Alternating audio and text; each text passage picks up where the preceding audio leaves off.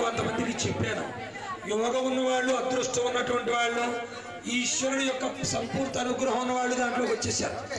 దగ్గరకు వచ్చాక అది ఏం జరిగిందంటే, రే ఆ కళ్యాణం టికెట్లు రాసిన వాళ్ళు ఎవరో మీరు చూస్తే బాగుంటుంది, ఆయనకి తెలియదు కొత్త వాళ్ళ అది కళ్యాణం వాళ్ళకే అవకాశం. ఆ మధుపర్కాలు స్వామికి ఇచ్చేవి వాళ్ళు ముట్టుకుంటున్నారంటే వాళ్ళు యోగం. ఈవేళ ఈ ప్రపంచంలో ఈ రూపాయి లెక్క కాదు, కానీ అది ఎన్నో జన్మల పుణ్య ఫలం. అటువంటి ధనాన్ని వాళ్ళు సంప్రాప్తింపచేసి ఇక్కడ ఏర్పాటు చేశారు. వారి ధనంతో ఇక్కడ అన్నీ కూడా ఏర్పాటు చేశారు. అయితే ఇక్కడ ఒకటి గమనించాలి, కళ్యాణం చేసుకుంటూ ఉండదు. ఒకవేళ అందులో 100 150 మిగిలిందనుకోండి, ఇంతమందికి అన్నదానం పెట్టడానికి టికెట్ ఎక్కడ సరిపోతాయి మీరు ఆలోచించుకోండి. దాన్ని బట్టి ఈ గురువు డబ్బు గురువు కాదు కదా మీకు తెలుసు. అంచేత ఆ రకంగా కమిటీ వారు పార్వతీ పరమేశ్వర దివ్య కళ్యాణ మహోత్సవ వైభవమునందు ఎంతమంది భక్తుల ఎదుట శిరస్సు వంచి స్వామివారికి అమ్మవారికి పాదాభివందనం చేస్తూ పట్టు వస్త్రములు సమర్పించరి. హర పార్వతీ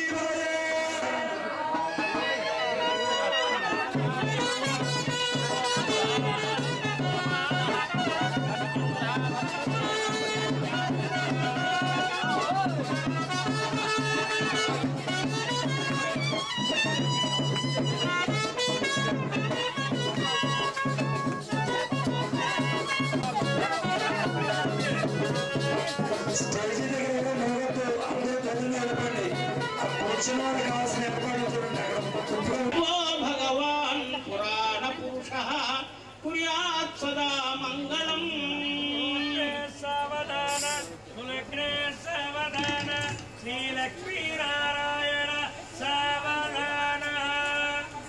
आगेन्द्रो रणरङ्गराजिनिहतानेकासुरो भासुर करो रावणमौळि खण्डन बटुकोदण्डविच्छागुरुः श्रीकेशुर सज्जनावन परो रामावतारो श्रीमान् करुणया कन्यात् सदा मङ्गलम्।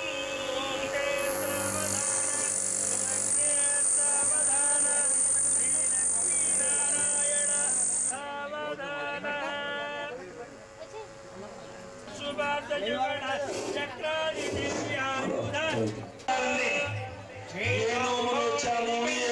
చేశామో కదా, దానివల్ల కదా గీతాన్ని విన్నాం. ఏ నోములు వచ్చామో, ఏ పూజ చేశామో.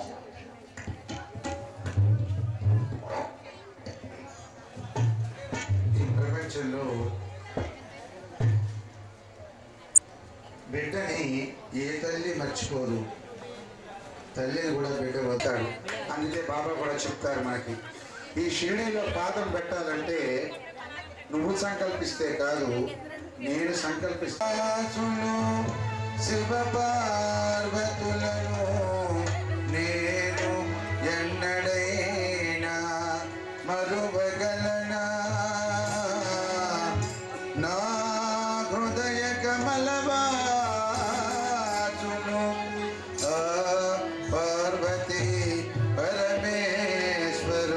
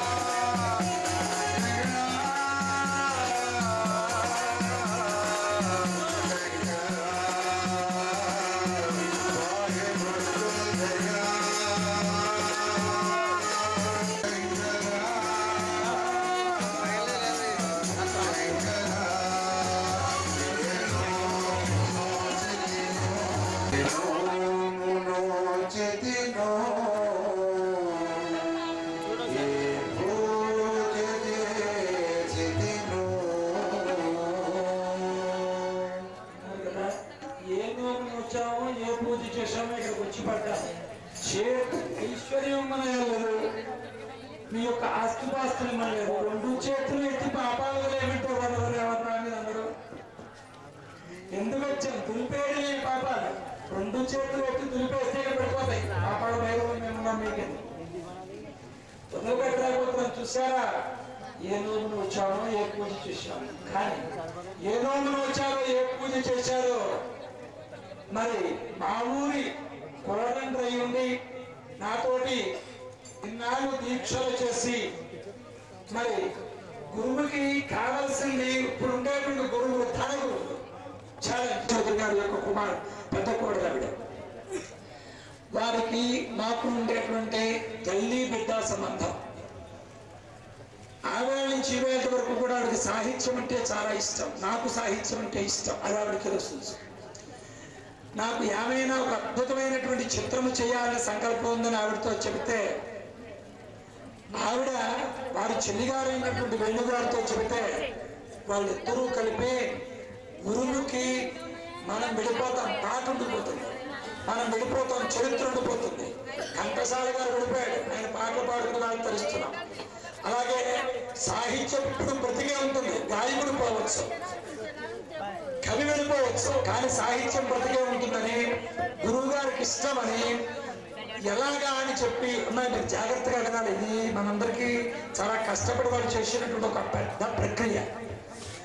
ఏం చేశారు తెలుసా అండి? సమాజం బాగుపడాలి, సంస్కృతి బాగుపడాలి, మనం బాగుపడాలి, మన గురువు మెచ్చాలి అని చాలా ఖర్చు పెట్టి ఇంచుమించుగా 2 లక్షల రూపాయలు, చిన్న మాట అన్నదానికి ఖర్చు పెట్టి 6 నెలలు శ్రమపడి ఎలా చెబితే అలా విని నన్ను కూడా థియేటర్కి తీసుకెళ్ళి ఆ ట్యూన్స్ అన్ని కూడా చేయించి ఆ కళ్యాణం పాటలు మనకు చేయించారు.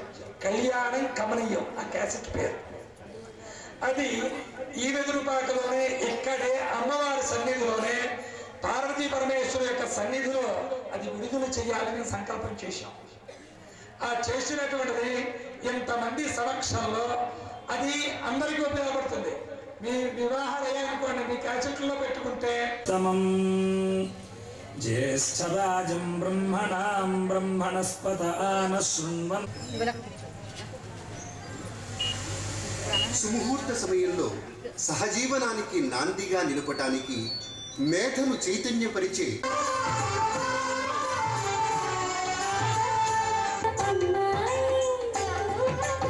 ఎక్కడో ఉన్న అబ్బాయి ఒకరికి ఒకరు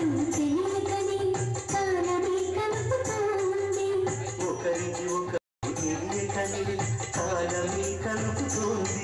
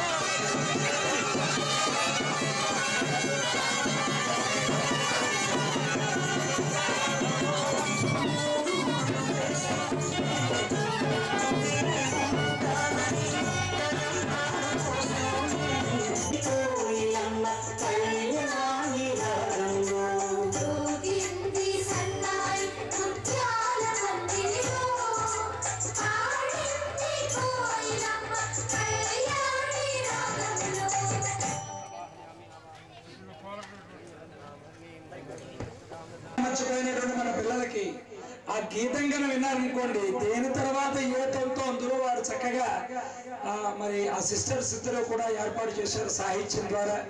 దాని మంచి గాయకుల చేత రామాచార్య గారి చేత ట్యూన్ కట్టించి గురు ఆశీస్సుల ద్వారా మరి పార్వతీ పరమేశ్వర కళ్యాణంలో విడుదల చేయాలని పెద్దల యొక్క దివ్య ఆశీస్సులు. చూడండి, మరి ఇక్కడ మేము ప్రారంభించింది ముత్తారెడ్డి శ్రీరామయ్య చౌదరి గారి దంపతులతో ప్రారంభం చేశాం. అది అనుసృతంగా వాడి పెద్ద కుమారుడైనటువంటి వీర వెంకట సత్యనారాయణ చౌదరి గారు అబ్బుగారు అంటారు, మీ అందరికీ తెలుసు, ఆయన భార్య ఈవిడ. అయితే ఇది యోగము. ఆ యోగాన్ని అనుసరించి డబ్బు ఇవ్వగానే సరికాదు, దాన్ని మంచి మార్గంలో పెట్టుకోగలగడం. జీవితాశయంలో ఒక అద్భుతమైనటువంటి ఆశయాన్ని వారు చేరుకున్నారు. వారిద్దరూ కూడా ఒక గీతాన్ని మా వేణుగారు కూడా అందులో పాడినటువంటి వారిలో ఉన్నారు. పొద్దునుంచి వేయించేదంటే అవి వినేశారు అందరూ. ఇప్పుడంత సావకాశం లేదు. ఆ క్యాసెట్స్ మీ అందరికీ కూడా అందజేసేటువంటి ఏర్పాటు వేరే చేస్తాను. అవి ప్రతి గృహంలోనూ ఉండవలసినటువంటి క్యాసెట్ అది. అంచేత దాని ఏర్పాటు కూడా మేము చేయడానికి ఏమీ అభ్యంతరం లేదు. అలాగే బాలసుబ్రహ్మణ్యం గారి చేత మరి పూర్వం మాయాబజార్ సినిమాలో వివాహ భోజనం అని చక్కటి పాట ఒకటి వచ్చింది. దాన్ని రూపకల్పన చేసి నవీన కాలంలో ఉప్పుడు పిండి వంటలకు సరిపోయేలా పాటకి రచించారు మా యొక్క శిష్యులు. ఎంత ఆనందండి! పుత్రోత్సాహము తండ్రికి పుత్రుడు జన్మించినప్పుడు కలగదు సుమతి.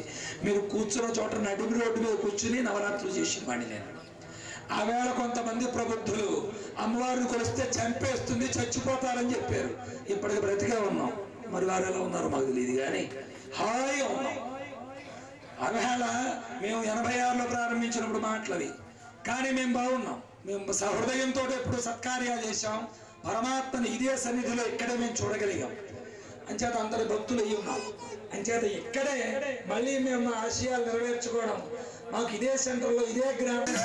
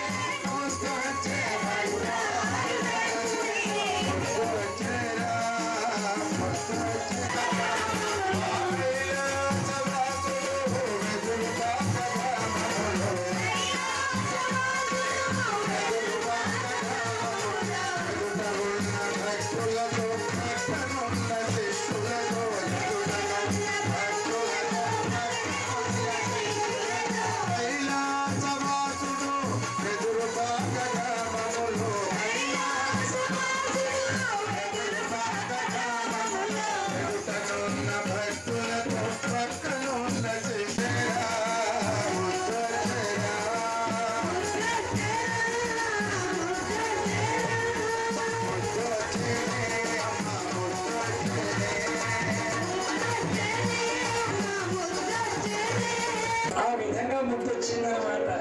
ఆయన చేత అంత బంగారు తల్లి గోరెంచు పంచి కట్టుకున్న స్వామి, పట్టు చీర కట్టుకున్నటువంటి అమ్మవారు, ఇన్ని నగలు, ఎంతమంది ప్రజలు, ఎంతమంది శిష్యులు, ఎంత చక్కగా ఉంటే, ఎంత వైభవంగా ఉంటే ఎవరికి మాత్రం ముద్దు రాదండి. అంత గమనీయమైనటువంటి స్వామి కదా.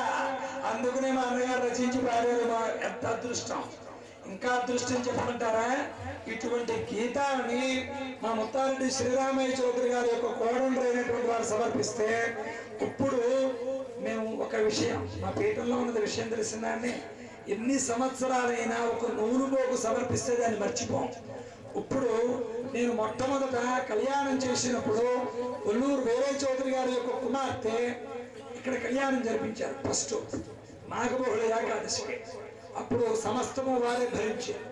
వారి కుమారుడు బంగారు పుష్పాలు సమర్పించారు.